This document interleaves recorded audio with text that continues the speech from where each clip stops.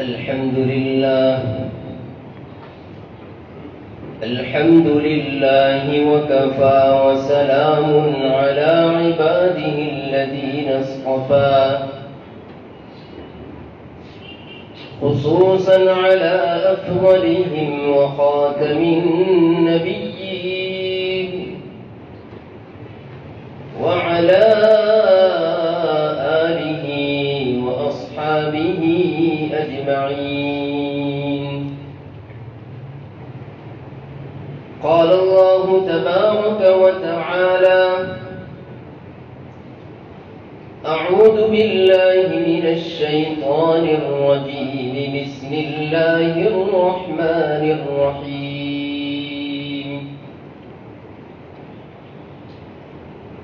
إن للمتقين مفازا حدائق وأعنابا وكواعب أترابا وكأسا دهاقا لا يسمعون فيها لغوا ولا كذابا جزاء من ربك عطاء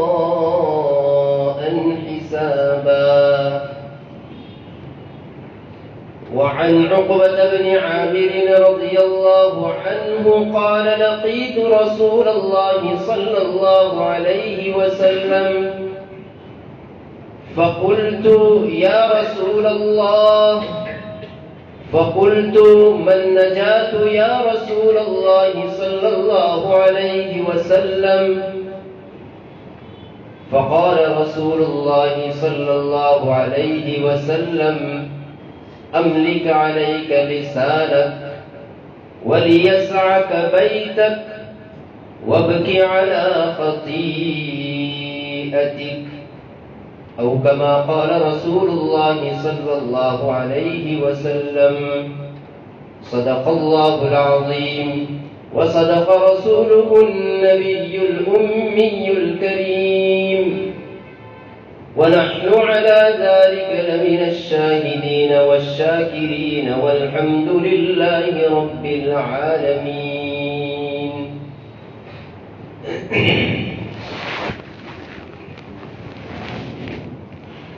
بزرگوں اور دوستوں،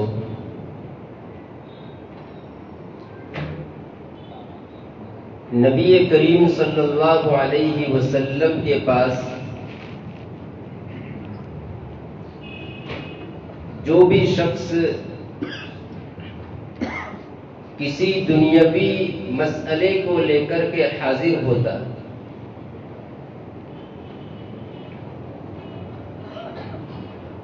یا دنیاوی چیز کے بارے میں کوئی سوال کرتا تو نبی کریم صلی اللہ علیہ وسلم کی عادت شریفہ یہ تھی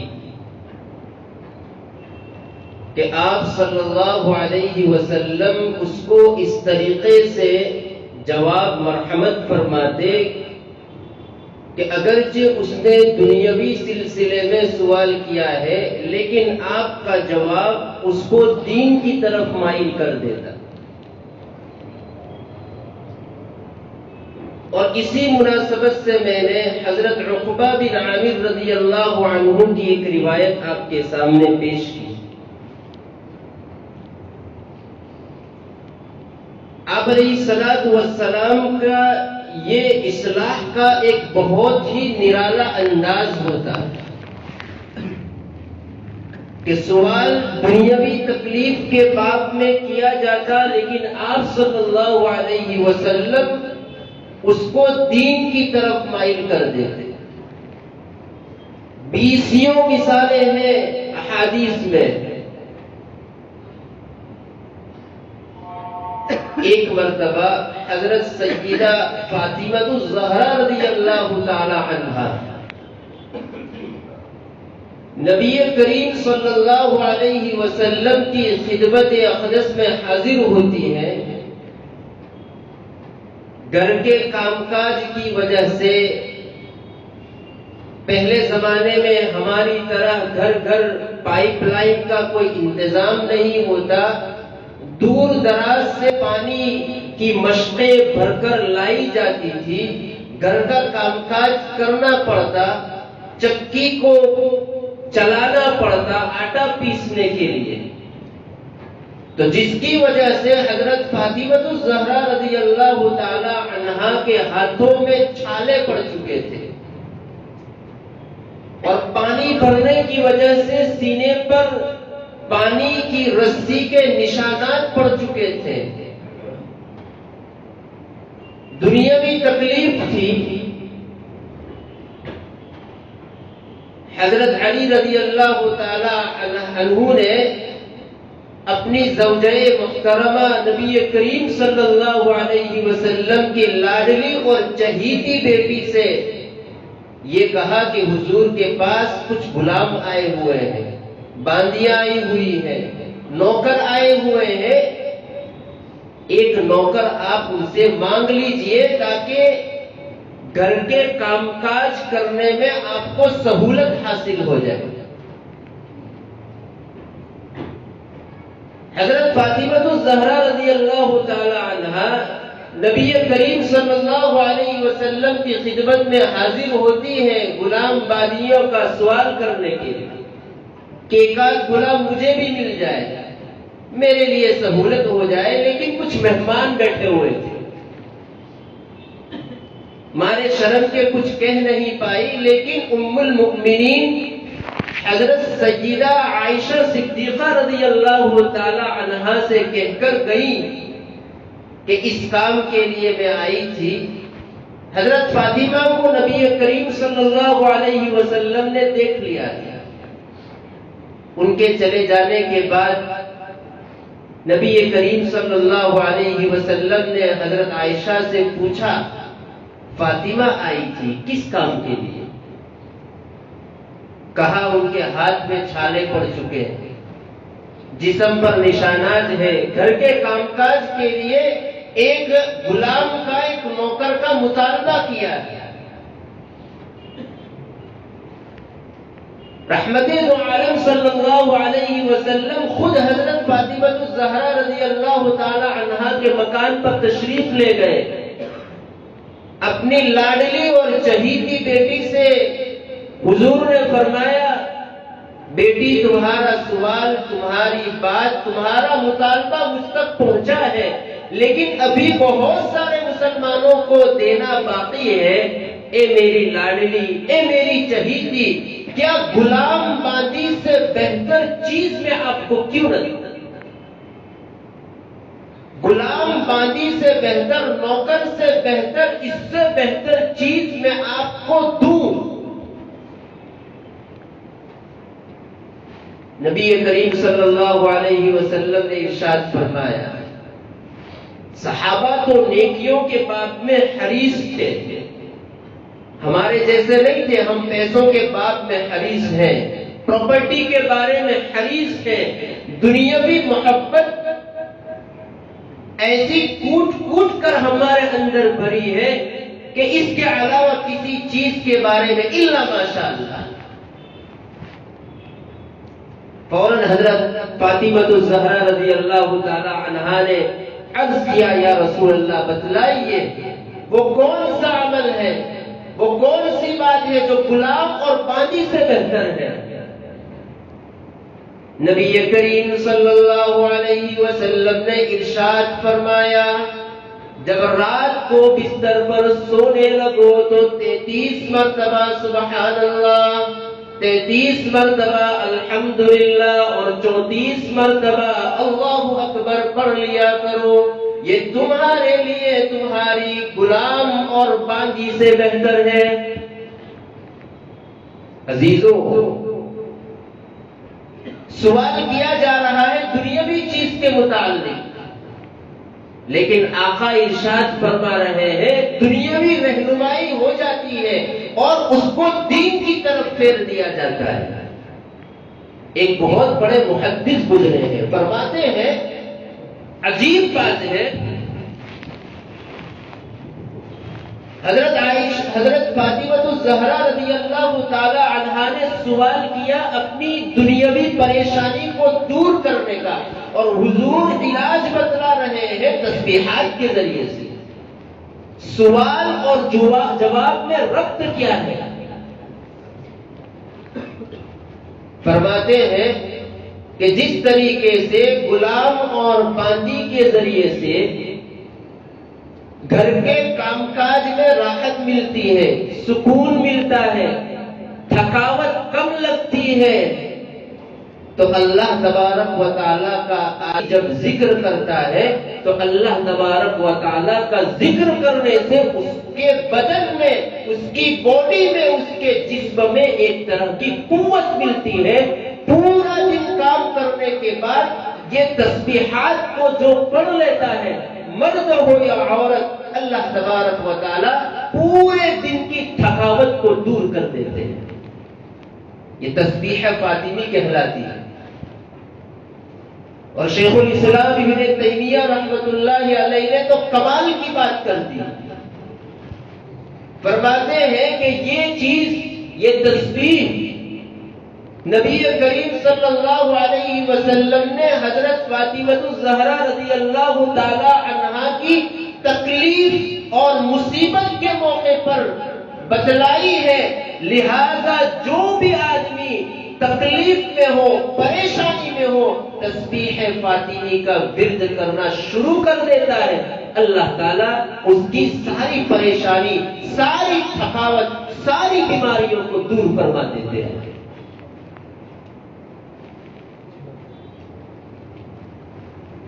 خیر، میں یہ عرض کر رہا تھا،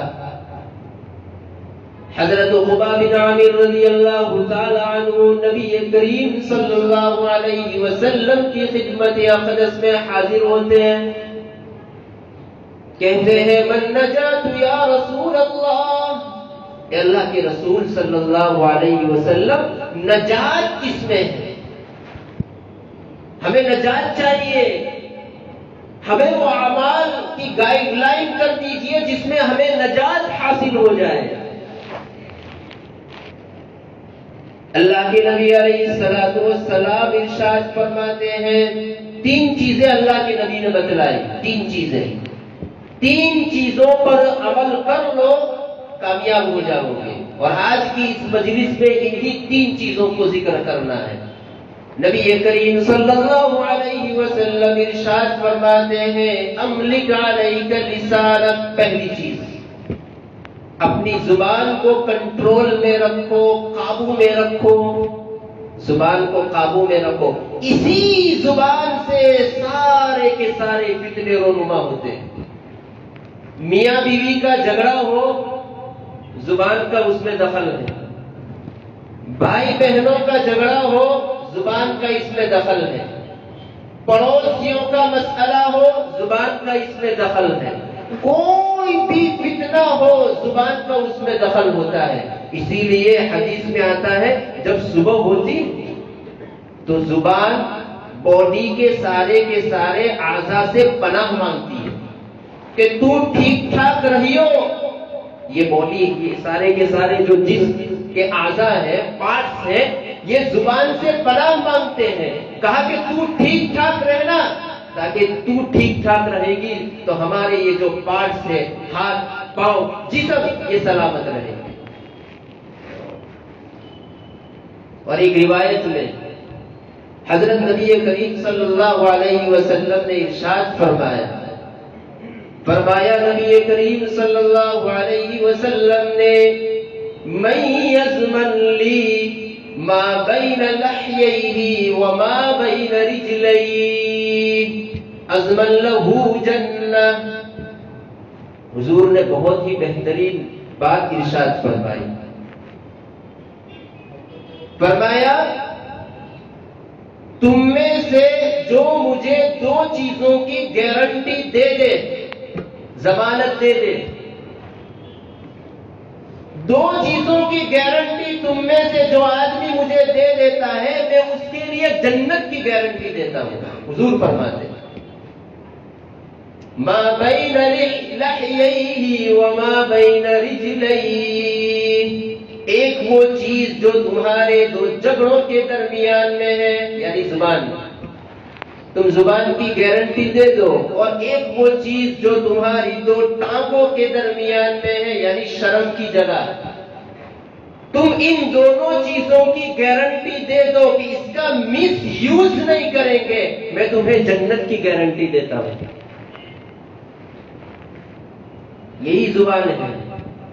اس سے پہلے میں نے شاید آپ کو کہا ہو، بسا اوقات آدمی اپنی زبان سے ایسے جملے نکالتا ہے کہ جس کی وجہ سے وہ جہنم کی تہ تک پہنچ جاتا ہے۔ اللہ ہماری حفاظت فرمائے، ہماری زبانوں کی اللہ حفاظت فرمائے۔ نبی کریم صلی اللہ علیہ وسلم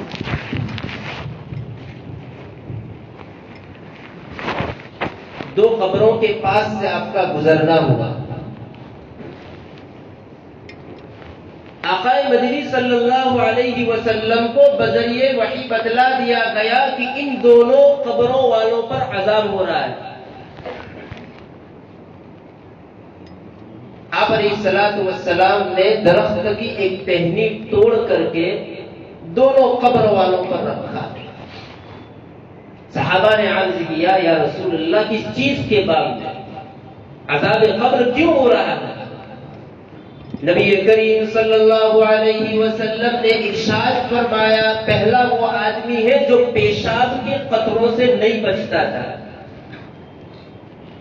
آج ہمارا نوجوان اس سے احتیاط نہیں کرتا، جلدی جلدی پیشاب خانے میں، استنجا خانے میں جاتا ہے، ابھی اس کے پیشاب کے قطرے اس کی شرم کی جگہ میں ہوتے ہیں اور کھڑا ہو جاتا ہے، پھر چلتا ہے یا رکوع میں جاتا ہے، سجدے میں جاتا ہے، پیشاب کے قطرے گر جاتے ہیں، اس کو احساس تک نہیں رہتا کہ میرا وضو نہیں رہا۔ وضو نہیں رہا تو نماز بھی نہیں رہی۔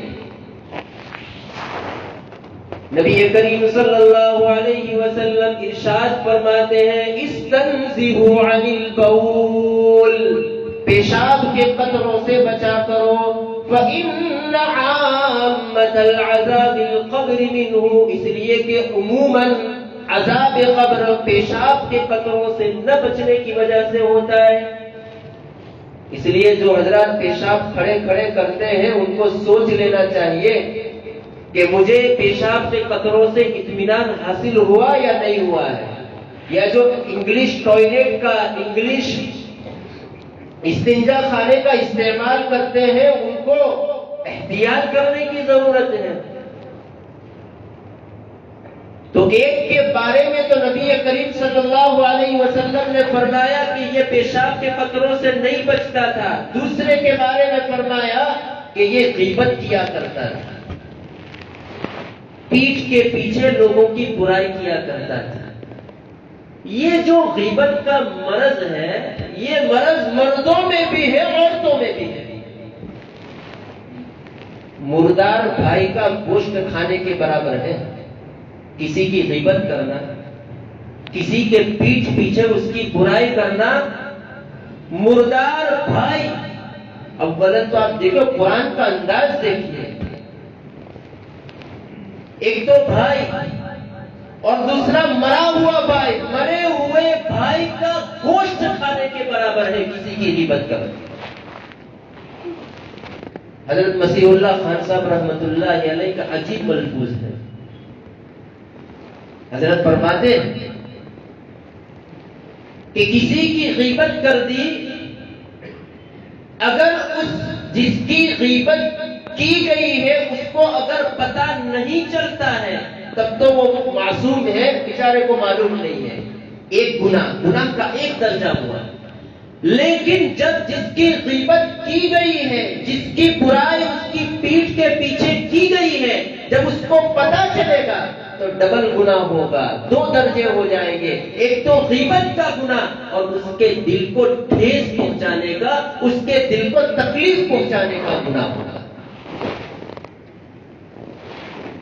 بڑی سنگین برائی ہے یہ غیبت۔ ہمارے معاشرے میں غیبت کو گناہ ہی نہیں سمجھا جاتا، اور بسا اوقات تو آدمی جسارت کے ساتھ کہہ دیتا ہے ارے میں غیبت نہیں کرتا ہوں، اگر وہ سامنے آ جائے تو میں اس کو کہہ بھی دیتا ہوں، میں انصاف کی بات کرتا ہوں، یہ غیبت ہی ہے۔ تعویلیں کی جاتی ہے کہ ہم غیبت کی جا رہی ہے، مجالس میں غیبت سنی بھی جا رہی ہے اور اپنی زبان کے ذریعے غیبت کی بھی جا رہی ہے، پھر بھی غیبت نہیں سمجھتے۔ اور یہ برائی مردوں میں بھی ہے، عورتوں میں بھی ہے، بڑا سنگین گناہ ہے غیبت۔ اللہ ہمیں معاف فرمائے۔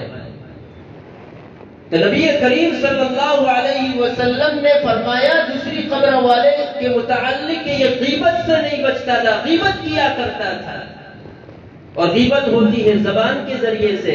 اس لیے نبی کریم صلی اللہ علیہ وسلم نے ارشاد فرمایا املک علیک لسانک، اپنی زبان کو کنٹرول میں رکھو، اپنی زبان کو کنٹرول میں رکھو، قابو میں رکھو، اس کا مس یوز مت کرو۔ ایک نصیحت ہوئی۔ دوسری بات نبی کریم صلی اللہ علیہ وسلم نے ارشاد فرمایا وَلِيَسْعَكَ بَيْتَكَ، اپنے گھر کو لازم پکڑو۔ کیا مطلب؟ بلا وجہ آٹو کے اوپر، چوراہوں کے اوپر، بس اسٹینڈ کے اوپر بیٹھنے کی کیا ضرورت ہے؟ دیکھا جا رہا ہے رات کو 12 بجے آپ نکلو باہر پہ، غیر مسلمین کی بستیاں بالکل خاموش نظر آتی ہے اور مسلمانوں کی بستیوں میں شور شرابہ نظر آتا ہے۔ وہ قوم کیسے ترقی کر سکتی ہے جن کی رات 12 بجے 2 بجے تک ہوتی ہے اور صبح میں سوئے رہتے ہیں؟ کیا وہ قوم ترقی کر سکتی ہے؟ غیر مسلمین کی بستیوں میں رات کو 11 بجے سناٹا نظر آتا ہے اور مسلمان کی بستیاں شور شرابوں میں رہتی ہے۔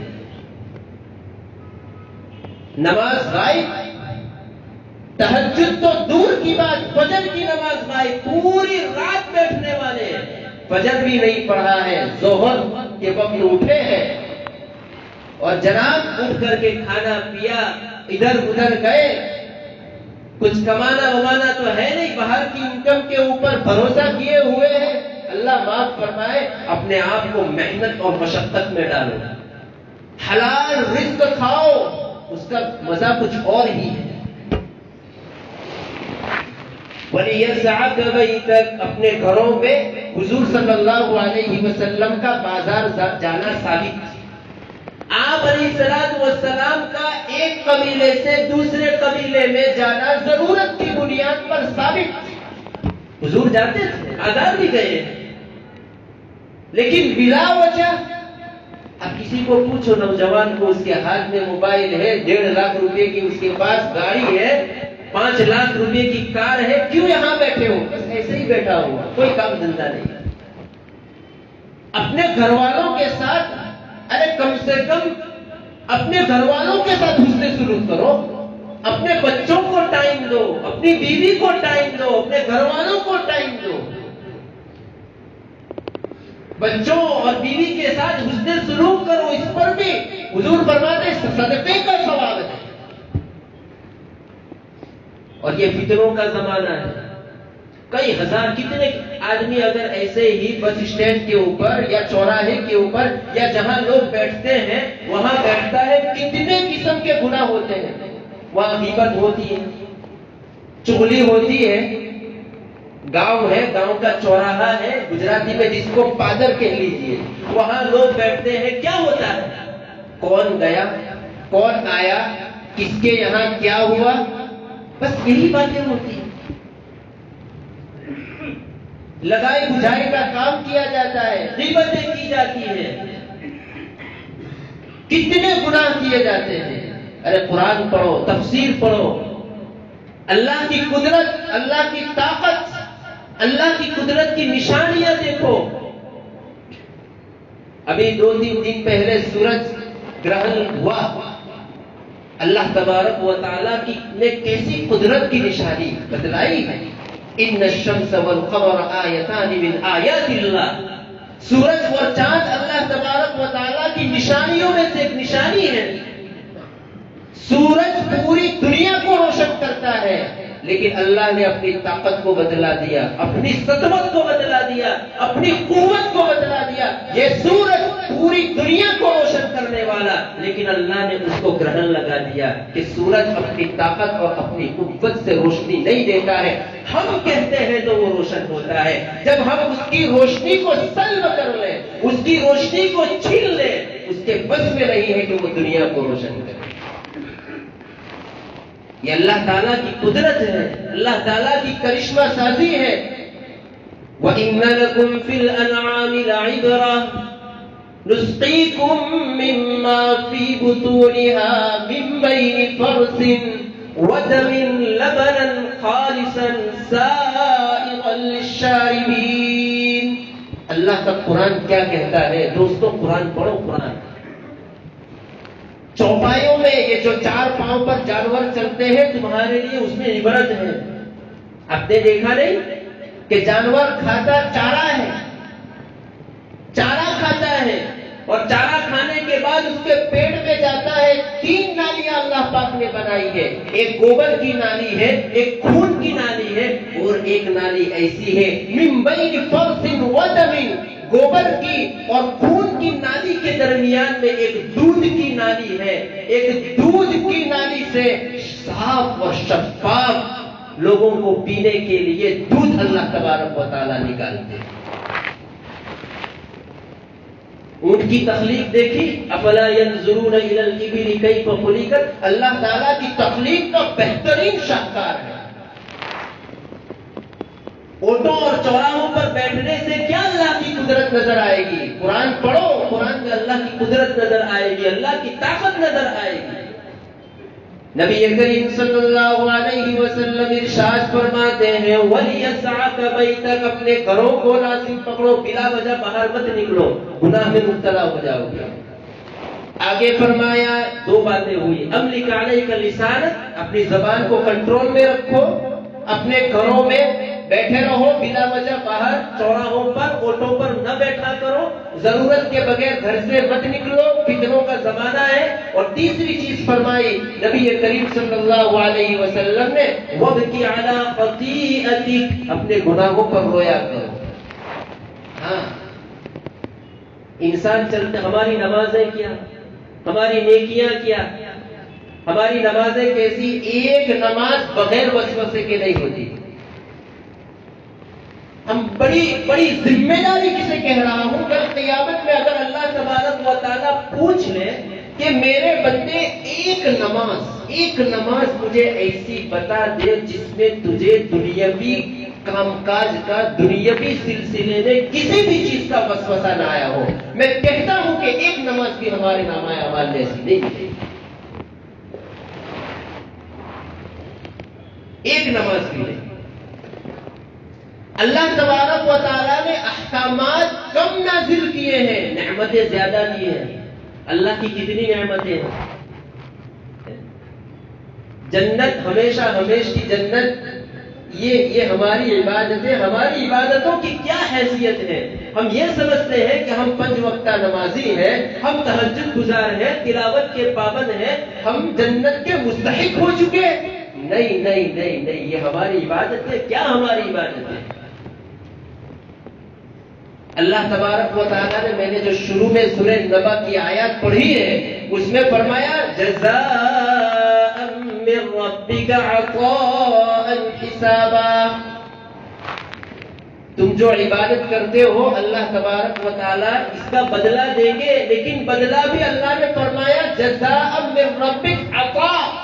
یہ بدلہ عبادتوں کا اللہ کی طرف سے بخشش ہے، فری میں ملا ہے، اللہ کی طرف سے تحفہ ہے، ہدیہ ہے. تمہاری عبادتوں کا بدلہ نہیں ہے. اللہ کو تمہاری عبادتوں کی کیا ضرورت ہے؟ ہماری عبادتوں کی کیا ضرورت ہے؟ حضرت ابن بطال رحمت اللہ علیہ، بخاری کی جو آخری روایت ہے کلمتان حبیبتان الی الرحمن خفیفتان علی اللسان ثقیلتان فی المیزان سبحان اللہ وبحمدہ سبحان اللہ العظیم۔ امام بخاری علیہ الرحمہ اپنی بخاری میں یہ آخری روایت لائے ہیں، فرماتے ہیں کہ جب بندہ سبحان اللہ کہتا ہے اپنی زبان کے ذریعے اللہ تو پاک ہے، تو اللہ تو پہلے سے پاک ہے، اللہ تو پہلے سے پاک ہے۔ کیا ہمارے سبحان اللہ کہنے سے اللہ کی ذات پاک ہو گئی؟ نہیں، ارے بندے تو اپنی زبان کے ذریعے سے سبحان اللہ کہتا ہے، اللہ کی ذات تو پہلے سے پاک ہے، تیرے سبحان اللہ کہنے سے تیری ذات پاک ہوتی ہے، تیرے الحمدللہ کہنے سے اللہ کی تعریف مکمل نہیں ہو سکتی۔ حضور خود فرماتے ہیں، حضور کی دعاؤں میں یہ دعا آتی ہے، میں تو کہتا ہوں ہر نماز کے بعد اس دعا کو پڑھو، بڑی زبردست دعا ہے۔ اللهم لا احصي ثناء عليك انت كما اثنيت على نفسك۔ حضور فرماتے ہیں اللہ آپ کی شان کے مطابق میں آپ کی تعریف نہیں کر سکتا۔ اللهم لا احصي ثناء عليك، اللہ میں آپ کی کیا تعریف کروں، میں آپ میرے بس میں نہیں ہے آپ کی تعریف، آپ کی بزرگی، آپ کی کبریائی، آپ کی شان جلالت۔ کما اثنیت علی نفسک، جیسا کہ آپ کی ذات ہے، آپ کی شان ہے، اللہ آپ کی شان کے مطابق میں آپ کی تعریف نہیں کر سکتا۔ تو نبی کریم صلی اللہ علیہ وسلم فرماتے ہیں وَبْكِ عَلَىٰ خَطِيئَتِكَ، عبادت کرنے کے بعد، نیکی کرنے کے بعد، گناہ کرنے کے بعد وَبْكِ عَلَىٰ خَطِيئَتِكَ، اپنے گناہوں پر رویا جائے، اللہ تبارک و تعالیٰ کی طرف رجوع کیا جائے۔ یہ تین چیزوں پر عمل کر لو، اللہ تبارک و تعالیٰ، نبی کریم صلی اللہ علیہ وسلم نے یہ تین چیزیں حضرت عقبہ بن عامر رضی اللہ تعالیٰ عنہ سے فرمائی ہے۔ ایک، املک علیک لسانک، زبان کو کنٹرول میں رکھو اور اپنے گھروں سے بلا وجہ باہر نہ نکلو، اور تیسری چیز اپنے گناہوں پر رویا کرو، انشاءاللہ نجات حاصل ہو جائے گی۔ اللہ تبارک و تعالیٰ سے دعا ہے کہ اللہ تبارک و تعالیٰ ان تین چیزوں پر، تین نصیحت پر اللہ پاک ہم تمام کو عمل کی توفیق عطا فرمائے۔ آمین۔ وآخر دعوانا ان الحمد للہ۔